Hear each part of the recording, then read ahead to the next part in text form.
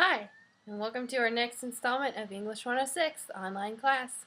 We have a handful of things to cover today, so I'm going to put on my thinking cap and we can get to work.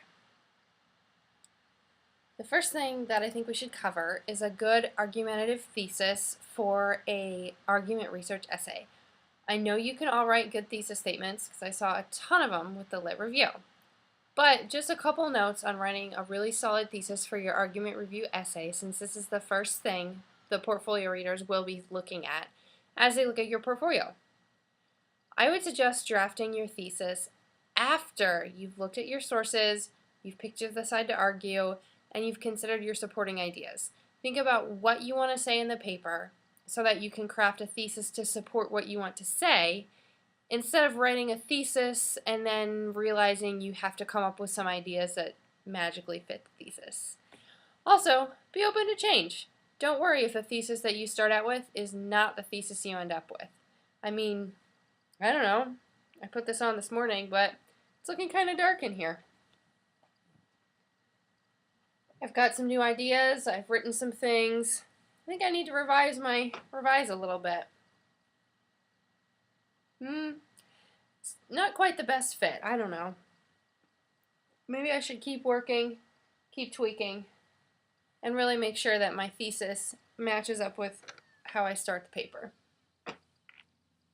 It's a better fit. Not so bad.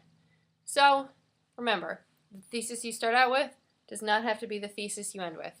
Revision, always your friend. The next thing I'd like to talk about is the organizational pattern of the argument research essay. So the lit review was super logical because we just went source by source by source by source for 6 sources.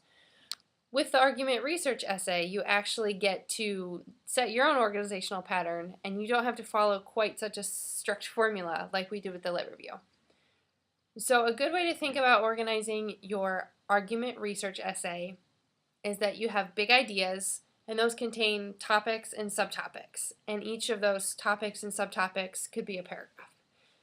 So, okay, my big idea, my thing I'm writing about, my big idea, big idea, is that social media has created a world where we virtually connect, but we lack real human connections. So we should put down the technology and spend some time connecting face-to-face. And one of my subtopics that I want to talk about is to set aside time to spend with friends doing things like playing games. So as subtopics, we could play Balderdash if we just wanted to be goofy and laugh a lot and kind of be a little ridiculous and whatever. Or if I'm looking to be a little more serious, sequence. Let's strategize and get really competitive at this one. Or if I really, really, really want to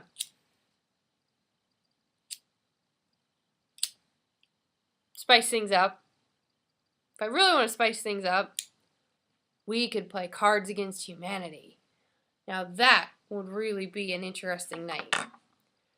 So I could have a paragraph talking about each of these 3 ideas and the things that go along with them, and that all falls under the subtopic of spending time together with my friends playing games.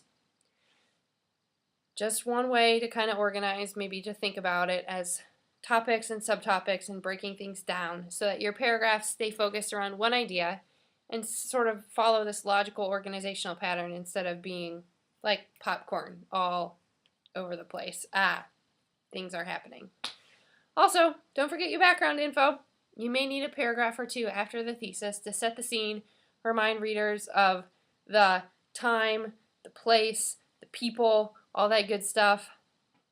For example, when we got married this summer, someone got us a broom. It's a little bitty broom, as you can see. It's about as long as my arm. Not that useful for sweeping, which honestly kind of seems like a pretty crummy wedding gift. But I haven't told you the background. Right before we got married, we bought a new house. And new house, new broom, good luck. So the person that gave us this broom knew the old tradition, knew we just bought a house, had the necessary background info, and got us a pretty cool gift for good luck in our new house. The last thing I want to talk to you guys about is using evidence. I want to touch on quoting versus paraphrasing and when to use each one. You paraphrase when you need an idea, you like an idea that a source has, but you feel like you can state it just as well in your own words, or maybe even better because you can use wording that fits where you are in the paragraph, or you can tighten up the idea and things like that. So you can paraphrase things where you like the idea, but you don't necessarily need their whole entire wording. When you quote when you've got a really good nugget, and it's this awesome idea that you just know you couldn't state any better, and you just want this little nugget put in your paper. In fact, a good paragraph is sort of like a cookie. Anyone like chocolate chip? I have pumpkin spice with butterscotch chips. So a good paragraph is like a cookie. It's self-contained. It's sort of this whole object. It's not oozing everywhere the way that pudding does. It has nuggets in it. Quotes are like the nuggets. See, I've got butterscotch chips in here. See those delicious morsels of yumness? So I've got quotes speckled in here, studded in here, serving as evidence. And even though I've got all these delicious nuggets of wisdom and awesome and tasty, there's still stuff holding it in. You've got the rest of the cookie. It's holding it together, it fits together, and it keeps those little nuggets from sort of separating out.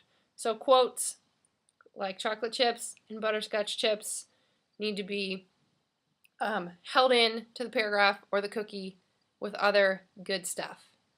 So that ends our discussion of thesis, organization, and using evidence. You're ready for your topic proposal, and I'm going to go eat my cookie.